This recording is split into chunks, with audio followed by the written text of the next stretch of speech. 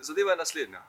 Prva stvar, ki jo morate narediti, je, da poskušate vključiti šolo, ker to se je zgodilo v šoli, ker so šolci med sabo in vi lahko kot starš prosite učitelja, razredničarja oziroma svetovalno delavko ali ravnatelja, da se vključi v razreševanje tega problema.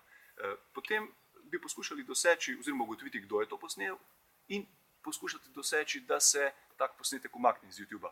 Če ne bi uspeli pridobiti te informacije, predlagam, da se obrnete na YouTube oziroma da tak posnetek označite z zastavico in ga označite kot neprimernega. Enako lahko storite tudi na vseh ostalih državnih omrežjih.